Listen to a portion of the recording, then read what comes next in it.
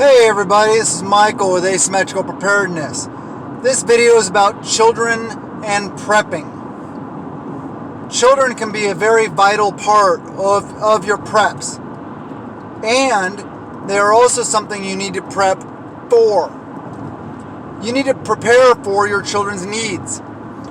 Whether that be formula, if they're formula fed, bottles, sippy cups, straws, whatever their dietary needs are, as well as a lot of other stuff. Medicines, like infant Tylenol, children's Tylenol, those kind of things. So when they get a fever, it'll help break the fever. That stuff works awesome for breaking fevers. There's a lot of other stuff also, like medically oriented. Tourniquets.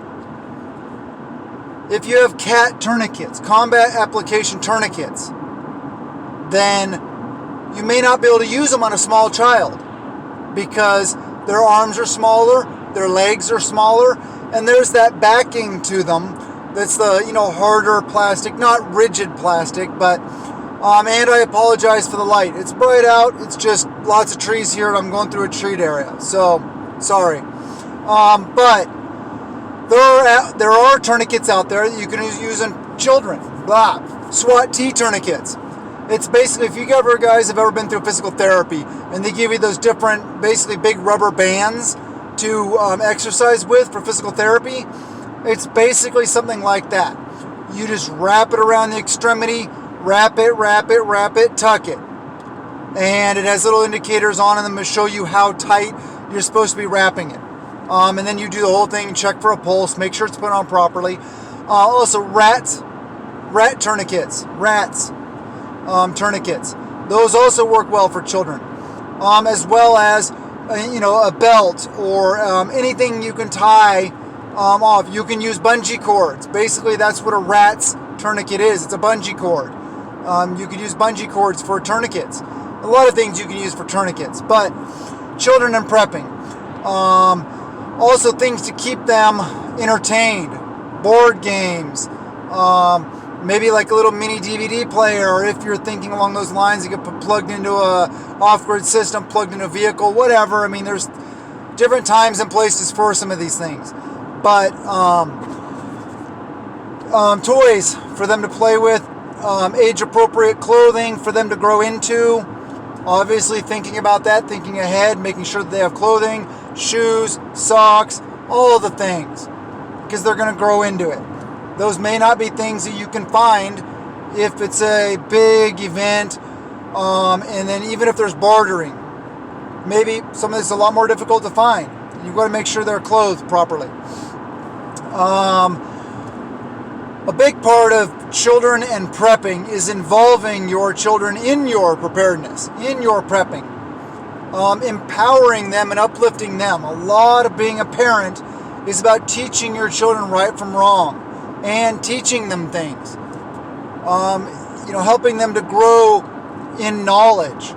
So teaching them to garden, teaching them to raise animals, teaching them responsibility, teaching them hunting, fishing, trapping, snaring, anything. All these prepper related skills can be learned at fairly young ages. Some of them are a little more age appropriate. You got to wait till they're a little bit older, and or a little more complex where they got to wait till they're a little bit older. But children are smart. Children are little sponges for knowledge. They're capable of a lot more than a lot of people give them credit for. If given the opportunity, children can be very beneficial in an SHTF scenario as a vital part of your family, of your team, your mag, your tribe, all those things. They can feed animals. They can weed the garden. They can help you plant the garden. And depending on their age, what they can do, like stand security, plus their eyes. Just keeping their eyes open, keeping their heads on a swivel. Teach them to be observant, to look out for, here's that, person walking up on our property. Who are they? Good, bad, friendly, not? Those kind of things. Plus, they can do lots of chores. lots of little chores. You can teach them to cook, clean, all these things. Continuously challenge them. I really like challenging my children with more and more demanding type stuff. Pushing their limits as long as they're safe. And it can be done in a safe manner. Not saying push your children to do dangerous things. No way. But challenge them. They may surprise you. And it gives them a sense of team. A sense of pride that they're helping mommy and daddy. That they're helping their friends. And that that they matter. That they are part of the team. That's a big part of it. Continuously challenge them. Help them feel part of the team. Teach them right from wrong. The basics. There's a lot of basics in here also. But always have them learning new things from the different group members. If you can, I would highly recommend, I don't see why you couldn't, involve them in your mutual assistance group meetings, trainings, knowledge. Have them learn from the others also, different skill sets, because obviously they're probably going to be learning the skill sets because you're teaching them, hopefully. So don't limit them to just that, and encourage them to search out things that they enjoy. Really concentrate on those things, because as children, obviously, they're not going to want to do everything.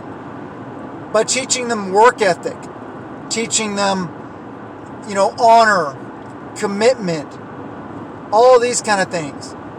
Hard work pays off, and dedication. Help them learn to reward them for good things. Uplift them. Don't just kick them down. Correct them when they're wrong. Of course, this is basic parenting stuff. This isn't, anything that you guys don't already know probably.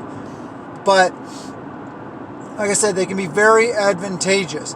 There can be challenges also, of course, especially the younger they are, the less they can do, the more demanding of your time they are. This is another reason why groups are important. Because if you're, like say my family, for example, me, my wife, and say our 4-year-old daughter was, less than 1. Well, that's pretty much a full-time job. So one of us, I'm not saying it always has to be the wife, the woman, but somebody has to be there with the infant child at all times. I will do my part, she will do her part. It's a division of labor. There are things that I have to do that are typically oriented towards me because they fit my skill sets and the things that I enjoy. They're typically things that my wife or the woman enjoys and that fit her skill sets. So work as a team with mutual respect. We're not equal as in we don't have equal abilities in everything. We have strong points, we have weak points, we have things we do better than each other. We are respectful of each other and we are on equal footing and each of us matter equally. But we are different. Everybody is different. Nobody's the same. So you're not, if you use equal in that meaning, then you're not equal. You need equal opportunity to succeed in life. Yes. Nobody is less than anybody else. That's what I'm trying to get at. I'm trying to explain this in a way that doesn't mean that women need to be relegated to household duties only. It's all in your family dynamic. Your relationship, healthy relationships are built on mutual respect and dignity and treating each other the best possible way you can. With respect, admiration, love, and cherishing each other. But hopefully you guys already know that. Also, common sense that isn't so common nowadays. Anyway, back to children. Constantly love them, help them to know that they matter, prep for them. Think about the things that you will need for them.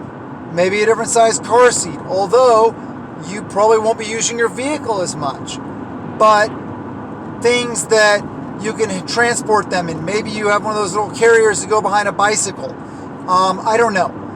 Whatever, or a backpack with an integrated thing for your kid. There's so much to it. And we're all in different situations, and we're all going to be in different situations in an event. So just think about these things. If you have children, if you're planning on children, and you're actively pursuing having a child, then actively prep for that child. Start prepping now. Even if it's only like you get a shirt for this age group, a shirt for this age group, a shirt for this age group, like different one each time you go to the store. Eventually you will have clothing for them as they grow up and all their needs. One thing that's great about children, though, is God provided this thing called like breast milk that provides all their needs.